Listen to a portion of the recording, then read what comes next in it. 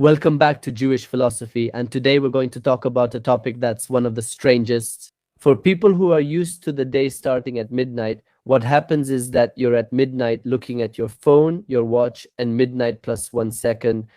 The calendar changes the day, but in Judaism, it's not like that. Our day changes when it gets dark because in Judaism, the day begins at night. But is there any biblical basis for this? There isn't much controversy, and it's not something new. This is a debate that has been going on for centuries. In fact, this is one of the main points where Christianity and Judaism differ, even in councils in ancient times. And we're going to talk about this with a guest we've had several times on our page, Nathan Rocha. Welcome. For those who don't know, Nathan has a background in studies at Yeshiva in Jerusalem, which is the city with the most Torah centers in the world. He has a YouTube channel, which I'll also leave in the description, where he also discusses and is knowledgeable about these topics. Not only is he a music teacher, but he also knows about the theology of Western religion. So he can also show a much more peripheral angle on the subject. And Nathan, about this topic, I'd like to ask you, okay, we Jews start the day at sunset. I mean, it's very strange. But the question for you is whether there is any biblical basis to claim such a thing. The day that starts at night, it's something so natural as everything that happens here in our system, in our universe. Like when you have a seed and instead of planting a tree, what you do is plant a seed and a tree grows. Everything has a beginning in chaos, in darkness, and then it will be revealed towards the light. And let's say that biblically, we do have quite a bit of foundation to assure this. The point is that from the very first moment the Torah, let's say, is speaking, it is already telling us that darkness was sitting over the abyss. Yes, and at that moment, everything was very confusing. But when God says, let there be light, we're talking about Genesis 1, the first chapter of Genesis. He begins to develop this. It says that when he chooses, let there be light, we understand that the day already, or the light that the Torah is expressing, is starting immediately. Without the need for a physical factor, that is, without the need for the word sun or moon or stars to exist, there is no celestial body there that rules, but simply the light that begins to exist. So from that moment on, the definition of day, apparently for the Torah, has nothing to do with the celestial bodies. It has more to do with the light that Hashem has created. Then there will be a division between light and darkness. That is the biblical argument to enter, let's say, to begin to develop this topic. The important thing is to know that for Hashem, these days are different, as it says, for example, in the Psalm, that for him, one day is like 1,000 years. In other words, the definition of a day is totally different from what we understand. Like a day starts when the sun rises, so that's when we start counting the days. Well, Natal, so here there's a conclusion that I would like you to explain to me. Does it make sense? If in the Genesis account, it doesn't say that the sun and the moon were created yet, it talks about light and darkness. Before there are any lights, there is light. But then how do you understand, how do you define light? How do you define evening, morning in biblical terms if there isn't a horizon yet? And all of this is what we interpret today as evening and nightfall. Yes, for that I always go to, let's say that Hebrew is very important. I mean, the Torah was written in Hebrew, and understanding Hebrew is quite important. Some claim understanding or reading Hebrew isn't needed since it's the same in Spanish, but that's not true. It isn't the same in Spanish. But also Hebrew comes from, let's say, it has a root, which is Aramaic. It even explains it much, much more clearly, and it helps us understand the following. There are two words, yemama, yes, which means a clarity, a light. And there's the other word in Aramaic, which is yoma, which is, let's say, the unit of a complete cycle. Already, let's say that when you start to understand, let's say, the verse, to translate it into Aramaic, and it was evening and it was morning, it says yomahad. Yomahad is a complete cycle. But when we talk about the text where Hashem says, and he called the brightness, the light, day, it doesn't say Yomahad in Aramaic, it says Yemama. Yeah, it makes a complete distinction. So there is a definition that draws a line between what is the 24-hour day cycle and a day governed by the magical luminary, which would be the sun, which would be a 12-hour cycle. And the same Aramaic explains it that way. As for the word, let's say evening, And in the word evening, of course, evening, we say in Hebrew, erev, erev. There are two ways to understand, in my opinion, erev, to be able to understand it. There are two ways to understand it. And erev is one thing is the mixture where things start to mix, it starts to become confusing. To recognize, let's say, that the colors start to blend together, the lights, all of this erev. And the other way to understand it is confusing, connecting it with its root. And the word that, let's say, is also connected with erev is maharav, the west, where the sun sets, where the sun hides. So then it's quite interesting that the Torah tells us that there will be erev, there will be boker. That is, it's as if the sun hid there on the Cartesian plane, within the plane, within the plane, the cardinal points. We understand that it's going to say Arab, that is the sunset in the west, and it's going to say Boker, and it rises in the east. That is, we have the word Arab and we have the word Boker. There are two, let's say, meanings here. Arab is like confusion, mixture, concealment. In Aramaic, it's also like the word in which the word in Aramaic is translation reptile, like animals, reptiles, those that crawl at night, that slither, come out at Arab. And the word boker is to differentiate, to clarify. I really like that you are giving an explanation both with philology, with Semitic languages, as is the case with Aramaic, and that you make a comparison with Hebrew, because this also explains a lot about the reasoning behind this wording and explanation. Is there any biblical logic, let's say, in this order, in how each of these words is described, in the order of Bereshit?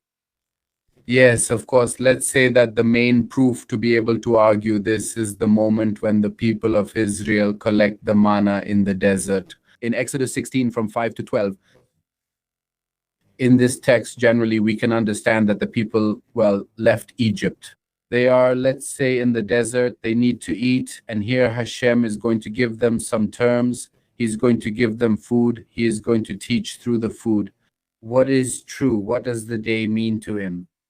And for example, it says in verse 6, Herod Vidatem, what do we do if General Manager Smithline likes the word Ires? That is, in the evening when he goes out, when the quails arrive and they are eating when the evening comes. You will know that Jassam brought him out of Egypt because it says that around midnight, or like the one who has been to the island, it says, I think it's what they say in Shemot, that Jassam is going to pass over. He's going to free them from Egypt.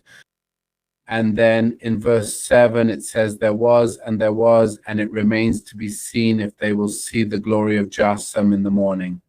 With the manna, when the manna starts to fall from the sky, let's say in the form of dew, if then they see Bonad Beim Tolubaza, that is verse 12, was there bouquet and simbu before someone titled the sending, titled the gene, with the axis of Yatanbela of Tenki. Leave my daughter to me and let her be, if then they are going to satisfy themselves with bread and will know that I am more in the morning. That is the biblical logic that we can, let's say, apply here in Hashem. He begins his explanation on the reason why the people of Israel were asking for food, asking to be satisfied. And Hashem says to them, I will give you food, but listen carefully. I will give it to you in this order. In the evening, because you left Egypt in the evening, I will give you quails in the evening and manna in the morning, so you may be satisfied.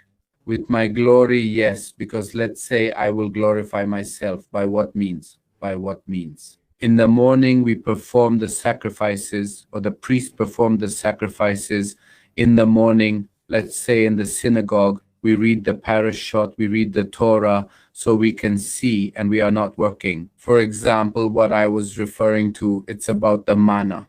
That's because Shabbat was coming. So through Shabbat and the gathering and the, let's say this is the tasting of Shabbat, through that enjoyment of Shabbat.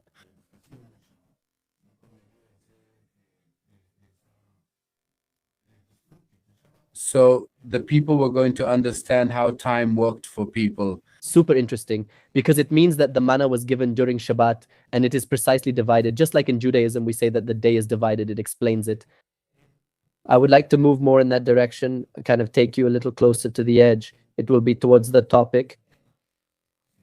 Okay, you explain. Based on Genesis about creation, let's now move on to topics that are more, let's say, about the environment in Exodus, for example, or the sacrifices you mentioned. Someone might say, no, well, that's just a rabbinic interpretation of Genesis. I can interpret it like that jokingly. But do you consider, or is there evidence that in the Torah itself, there is this logic that the day begins at sunset? I mean, that it's not just a later rabbinic logic, but a logic found in the Torah itself? Of course. I mean, what we can understand here is that this isn't a far-fetched question. It's not something people just made up. Or nowadays asking, hey, does the day start in the morning? That's a question that's been around for more than 2026 years, and it's already an old question. It's an old issue in Judaism that has been discussed, and we can see traces of that. In the tractate Berakot, and what we understand is that they're discussing, hey, but Hashem gives us a mitzvah, and now what's the right time to do it?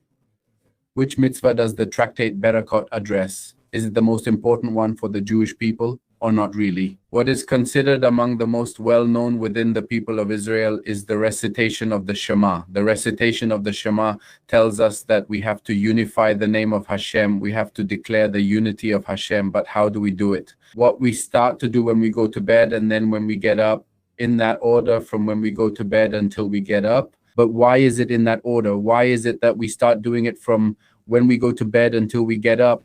If when we go to bed, it's possible that we fall asleep, nothing is going to happen. We're not going to do anything. Absolutely nothing. There's nothing happening there. That's precisely the time when Hashem prepares us if he wants, and it's his will to give us life the next day. So at that moment, what should we do? Hashem wants, as the king said, the church, let's rest. Let's rest physically. Because for Hashem, the most important thing is to give rest to his people, to give rest to the world, to give rest to humanity, that they would have pleasure and not be connected with, let's say, the hard work that they have always promoted. Let's say the empires that, when they colonized the people of Israel, led them, let's say, into the diasporas. What they did was, the first thing they did was take away their calendar, take away their way of thinking, hide their clock, hide their reality. They forced them to work nonstop so they wouldn't know what Shabbat or anything else was. What Hashem wants is for us to have that awareness that we can rest, that Hashem created us to rest. Also to glorify Hashem, but above all, so that we understand that Hashem is one. We do this through the Shema, when you lie down and when you get up. That's also when the Kohanim purified themselves. Yes, para poder comer sus trumot después. And so that argument, let's say, is what makes the Torah let us understand that this mitzvah brought together both the priests and all the people of Israel as one people to declare that Hashem is one. And where did they do it? At the beginning of the day. How do we know? Because when do we know what is the moment to lie down? And it was evening, and it was one day. In fact, Jacob, there in the Torah, it doesn't say, and it was evening and it was morning. First day, as if saying that the first day begins. But what defines a day? What defines a day is that there is evening and morning, and not the other way around, and never the other way around. For many people, it's crazy to hear that for Jews, the day begins at sunset. But for the Jew who has studied the first lessons you take in the Talmud, yes, the first thing you learn is the Berachot. These discussions have gone on for centuries among Jews. The debate about whether the day begins at midnight isn't new. That's why I like the reference to this. As for the service in the temple, which is the Torah, it's in the tabernacle. Initially, what could you say? Because you mentioned it between the lines, but if you could expand on this. Yes, we can understand that apparently time, or there are two systems of measuring time. And as I said before, that question is not a crazy question or one without foundation. There are people who thought, well, if the sacrifices, everything that Hashem commands regarding sacrificing the animals is ordered in the morning, it says. You start in the morning and you will eat it in the morning. That's it. How is it possible that you come and say here that the beginning of the day is in the afternoon? That doesn't make sense. And apparently even the Torah, it's like those two texts, the texts everything related to the sacrifices and the text from Genesis contradict each other, because Genesis says, and in the text from Leviticus, for example, when it talks about the sacrifices, it says, and you shall sacrifice in the morning. Here there is a contradiction. The priest apparently starts his workday in the morning, and since the priest is, let's say that the only inheritance he had, well, that was the Levites, but let's say the priest, the only job he had was to connect with Hashem, to connect the people with Hashem. Well, that seems to make us understand that the calendar Hashem wants is the priestly calendar. In that line of thought, when we start to analyze this structure, I, based on music, wanted to bring a graphic way to analyze this. If we said that the days start according to, let's say, the priestly measurement system, that all days are going to start that way, we're going to have a problem. First, it's important to note that priests valued eating sacrificial meat, performing sacrifices at set times, and related rituals. But the burning of the sacrifices is also important for them afterwards, and also very important is the lighting of the menorah, not just the sacrifices. And this is where what we're talking about will start to make sense. If I stand here, let's say, and I start to say, like many people do, that it means the day had already passed. From the moment Hashem says, and God said, let there be light, the day began to pass. And when it says, it's the continuation of the day. So shall we see it with the piano? If I stand on the C key, please, Yaakov, if you can help me by showing the C key here, exactly, that's our day. The white keys will give, in fact, there are 7 musical notes. So we have 7 days in the week. And those white notes will be the bright hours of the day, the bright day, what we understand as daytime, according to what people can interpret about that solar calendar that's been circulating so much on social media. So let's say we have the day do, and if I say it was the evening and the morning, that is do sharp is the evening, the black keys are the evening and the morning. We wouldn't be on the do key anymore, we're on the re key. That is, we're on the second day, and it was the evening and the morning. I should have said second day because we're going into the second day, but it says one day. So it can't be that we interpret it from the logic, let's say, of that solar calendar, or that the day starts during the day. It can't be, let's say, logical. Why? Because the Torah says we have to recite the Shema when we go to bed and when we get up. And it also says the priest would have to light the menorah from evening to evening. That is to say, the light of Hashem begins to shine even from the darkness until it grows and grows, and the time for the morning sacrifices arrives. So you have to take that calendar from Notla. So let's go to Notla, and here in Notla, yes, before the day of the Ela key, we have a black key, which is the afternoon, and then comes the Ela key, which would be the morning. One day, and there we have one day, then comes the second afternoon, which is already to start the next day, which is the Sai key, which is the second day. And that's how the days start to be explained, let's say, from that point of view. Remember that within music theory, just really quickly, all this that we see on the piano was tuned. According to what the Catholic Church said, yes, nowadays we hear Western music has its argument, its foundation in Christian theology. The Trinity, the formation of chords, the formation of triads to make chords, the Trinity, then in Eastern music, we don't have that. We don't have a tonal center. We have scales that are independent from each other, and we have microtones and we have quarter tones. We don't just have semitones. So for us, the day doesn't start with the hours of light, but rather it begins to take shape. From the moment of its formation, like when I told you that if we plant a seed and the seed sprouts into a tree, or in the rhythm, for example, you will never hear a song that starts with the snare drum. You will always have a rhythm that starts with the bass drum, with the bass, with the foundation of everything. That's always the bass. It was already where apparently everything is mixed together. The ground is where all the earth is mixed, where everything comes from, the mixture of everything. It starts there and then it sprouts towards the morning. This is basically like the answer to that question. Now, if we have a solar calendar, which is 364 days, apparently, which is apparently pure mathematics. If we were to celebrate Shabbat, for example, Passover, for example, according to that calendar, within it, we have a gap of 1 day and about 0.24 or something like that, more or less. And every time we move forward, we would end up celebrating Passover in 100 years in winter. So then it's really crazy because people say, but it's math, it's pure, right? Here we're talking about whole days. And there's no need for rabbis to come and explain these things to us, but they don't come to explain them to us, but rather through observation, because they would go out and check if the moon was there. If it wasn't, what did they do?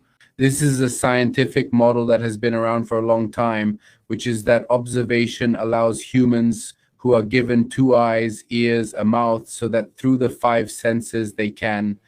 In fact, the five senses are related to the Torah with books, the Torah, that through the five senses outside one can understand his world and in his world. It's part of being able to verify and to make the sun, the moon, and the stars work.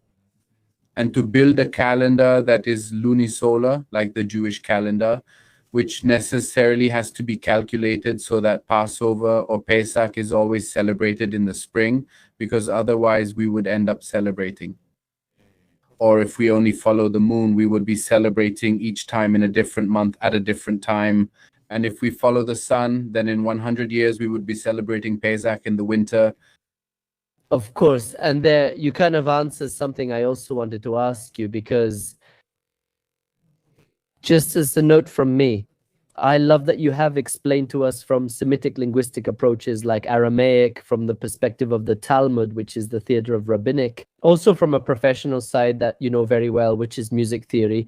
To me, this just shows the level of intellect that Judaism offers. But in any case, I actually wanted to take you there because we have records of apocryphal texts, which are the ones that are not included in the Bible, like the Book of Enoch, and in texts from Qumran, also that they had this type of 364-day calendars. And did you conclude that with the logic that it's true? If not, it would be like with Muslims, where Ramadan, since they have a purely lunar calendar, Ramadan falls at different times.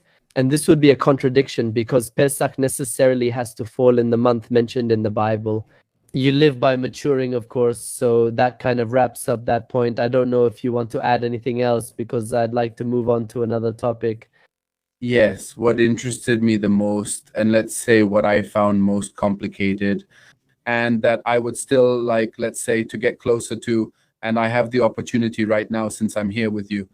And it's that there is a source, let's say, what I couldn't understand, which is Rashbam, that talks about apparently the interpretation of Genesis 1:5, that apparently, yes, the days begin like with the sunrise or something like that. It's it wasn't very clear to me, and I would like to know if maybe you can help me with that. So just about this topic, I think, yes. A letter, or like an essay to explain why Rashbam, no, I mean to argue against, but in any case, Rashbam, what Rashbam says, it's just that the day, if someone gave it, I think that's it, but cheer up, did you really like it, really? It's like the literal or the simple, like the first level you would understand in Genesis 1:5, that's what Rashbam writes there. Know that the day starts at midnight, like modern clocks measure it. But those who bring this argument, and it happens to me a lot with missionaries on social media, they bring rabbinic sources without understanding the topic. Like what happened to me recently in a debate with a Catholic apologist who would say, the Midrash says this, and he's never read it. Original sources often lack context, and Christian apologists on social media sometimes cite them to justify points that aren't actually supported. Rashbam, in his own commentary on Exodus 21, he writes at the beginning that in his commentary on the Tanakh, what's important is the halacha. That's really like the aikar, like the main thing. But what he's going to explain are things like the pshat, like a superficial level, which isn't the essence of what he actually comes to explain. Now, right there in Genesis, in verse 31, what Rashbam writes, and this is in manuscripts that aren't like in the Mingan 252 manuscript, and this is a study that has already been done by academics like Locksmith and Tonselius Loxing, excuse me. And there is a manuscript that explains what Rashbam says. And this is the logic you use on the piano. If it were really true that the day begins at midnight, no, there wouldn't be 6 days of creation, there would be 5.5 days of creation. Rashbam himself writes this. I mean, Rashbam says, if what I explained is correct, that the day begins at midnight, we would have 5.5 days. And it can't be, because that contradicts Exodus 20 verse 10, that contradicts Genesis itself, which tells you that there are 6 days of creation. It can't be, therefore, Rashbam's conclusion, and this is corroborated by Fiskuni, that Rashbam's note says, no, therefore the day begins at sunset. It's the only logical explanation. Second, if Rashbam says the halakha matters more than the surface meaning, For viewers, Judaism offers different levels of understanding. The simple, but that leads you to understand the deeper levels of the Torah, not just the pshat. If Rashbam is telling you that what's important for him, for Rashbam, is the halacha, what does Rashbam say about halakha? Rashbam also made comments on the Talmud on halacha, that is, on Jewish law. In Pesachim 106a, he writes that the kiddush, the blessing over the wine on Shabbat, why is it done at night? Because that's when the blessing of the day comes in. Of what? Of the day of Shabbat. This means that for Rashbam himself, the day begins at night, and that's why we do kiddush at night. In Bava Batra 101, a Rashbam also. First, he says he agrees with halakha, Judaism's standard, that days start at night. And he writes that every Shabbat that is observed nowadays, why does it begin at night? Because that's how it was in creation. Because in creation, since the day began at night, nowadays it also begins at night. In conclusion, if someone takes a quote like that out of context, you can't really understand it. But what Rashbam is pushing you towards is to tell you, yes, there are people who, at a very simplistic level, will understand it that way, that the day begins at midnight. But in the end, the halachic procedure and the procedure, as is also the logic of the Torah, after those first verses of Genesis, the logic is that the day begins at sunset. Exactly. I love you. Now I want to be interviewed again, but I want to interview you about, let's talk about, you touched on the difficulty that if there are calendars of 364 days, like there might be in Qumran or in OQ, and you solved it. My question is, let's go to texts from Western religion in the New Testament. What kind of calendar did they use there in the New Testament, or what can be understood Jesus, his disciples? There are several positions. There are positions that say that all the Gospels use the same calendar, except for the Gospel of John, which has always been the different Gospel. So they were addressing a different kind of people, and that he was more connected with the Essenes, although we're not talking about John the Baptist, but John the Evangelist. He was more connected with the Essenes, with the Qumran sect and all that, and that's why they had a different calendar. Because apparently when you look at the account of Passover, in John it appears on a different day, and in the other Gospels it appears on different days. But what's most impressive here is that, let's say, Jesus, the character from the New Testament, never made a statement about it. Against a rabbinic calendar that was, let's say, being misused, or that he never told the Pharisees, you have changed the days and now celebrate the days in a way that's different from what's written in the Torah. He never said that. What's more, let's say that if we counted, for example, several stories where there have to be specific days for everything to happen. So the Gospels follow the rabbinic calendar, for example, the circumcision of Yeshua himself, it has to be on the 8th day. It can't be a day before or a day after. It has to be the 8th day. If we go back to the piano and count the 8 days of the circumcision of Yeshua, counting it from the theory of the people who say that the day starts that way. Using the solar calendar, Yeshua would have been circumcised a day earlier than he was supposed to be. And that's not super redundant, but it's very important to clarify it, because in the book Luke, which is the book that talks about the circumcision, it says that he was brought to the temple to be presented. When the days were fulfilled, to which temple was he taken then? To the temple of the Qumranites or to the temple of the Pharisees? Because if it was to the temple where the Pharisees were, there the calendar that was already established and used was the one set by tradition. And so he had to have been circumcised on the 8th day, Pharisaically speaking, so to speak. Now, if you look, for example, here in the account of his death, let's see. When he was taken down from the cross, it says that there was still some time left before the Sabbath began. They had to take him down from the cross because the Sabbath was about to begin. The Shabbat was about to start, right? Like that. The Shabbat was about to begin, but it's not that Shabbat starts in the morning, because then there would be plenty of time to leave him there. But no, the book of Luke says that they already had to take his body down. So here it is saying that apparently it does follow a rabbinic calendar as well. And Jesus, as I said before, never spoke against it. There are other things that stand out, but above all, we need to understand that Jesus debated with the Pharisees about washing hands, which were topics that apparently seem so trivial. How could he not debate about the observance of the days, which is something so radical? I mean, if the calendar wasn't kept the way it was supposed to be, then what? The prophecy of the 70 weeks. How do you count the 70 weeks of Daniel? If Jesus arrived on time or was a day late in arriving or being born, if he was born earlier or later, he had to die on the third day or he had to die on the fourth day. I mean, all those are things he never debated because apparently he accepted them. He accepted, let's say, the rabbinic tradition. There are people who don't accept the tradition. For example, there are people who read in the Bibles. In their Bibles, it says Tehilada lemoshe and Ya'es Elohim, and people believe it. I mean, nowhere in the Torah does it say that Moshe wrote a psalm. It says there, Psalm of Moshe, man of God.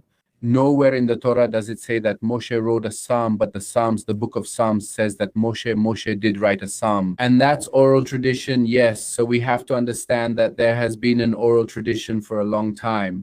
And people only, apparently, there are some things they accept and some things they don't accept. For example, if a person accepted that the calendar is the only thing that rules the world, then are they accepting that there is an oral tradition, but it's not the rabbinic one?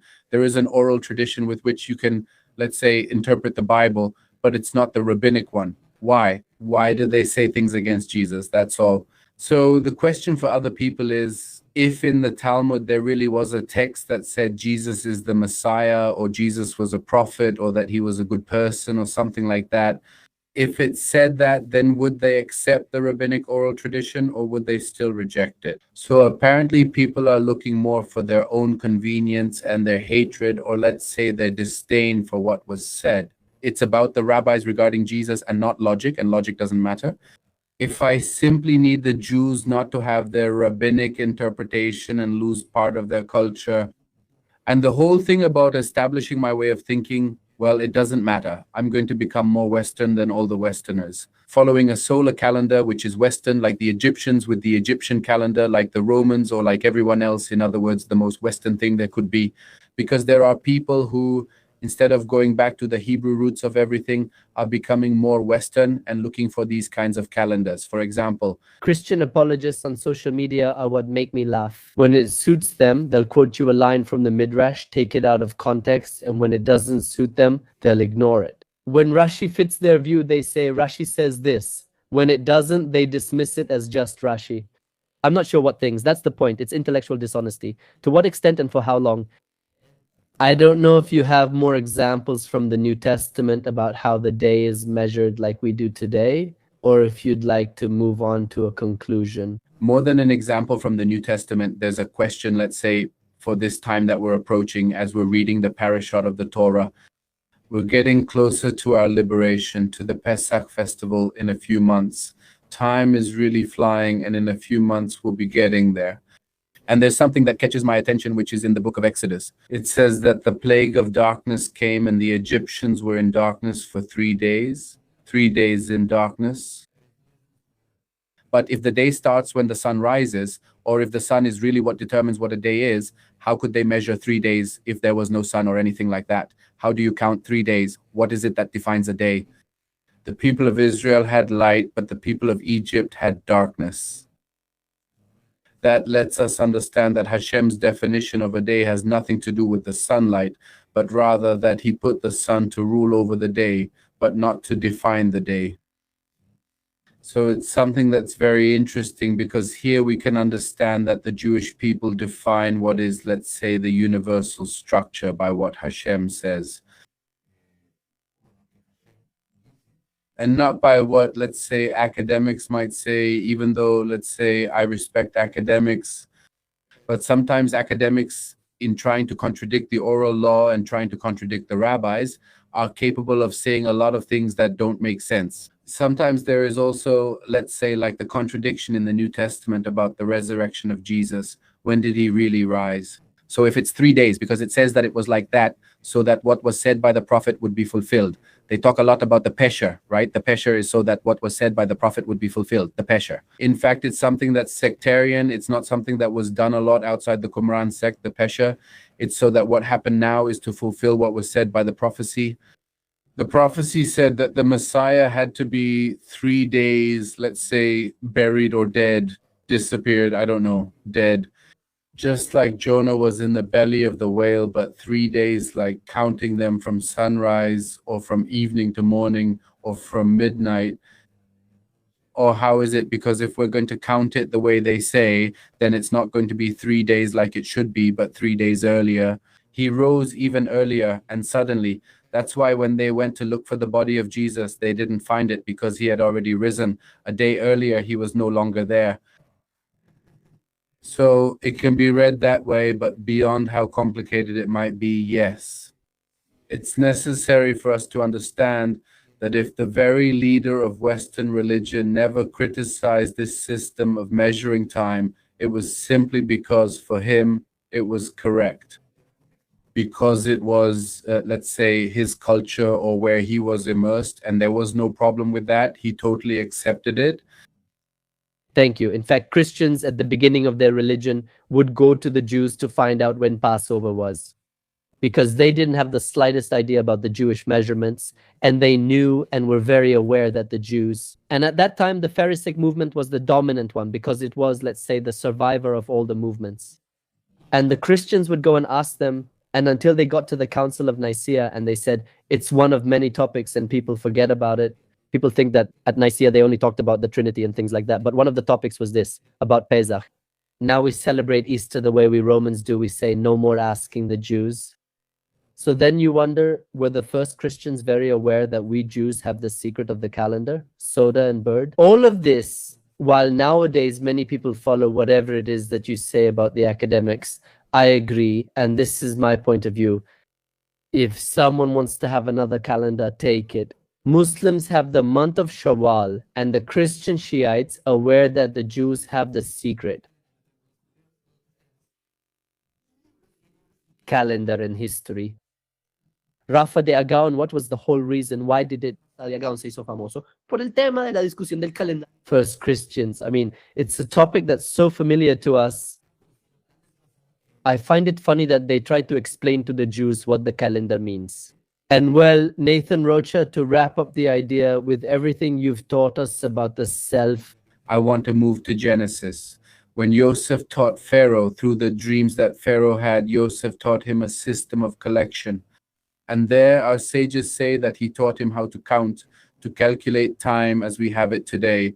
That is, he taught him that the day begins in the evening, and that there were times when the wheat would ripen, there were times when it was harvested.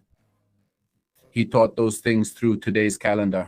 Then the translation says that a Pharaoh came who did not know Joseph, meaning that this Pharaoh removed all those rules that Joseph had taught to the previous Pharaoh, and he tried to make the people forget who they were.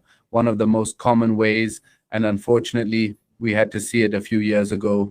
One of the cruelest ways to make a person lose their sense of humanity, their sense of belonging to a people. It is by blindfolding them, blocking out the light, not letting them see, observe, or have any sense of the time, the day, or anything at all.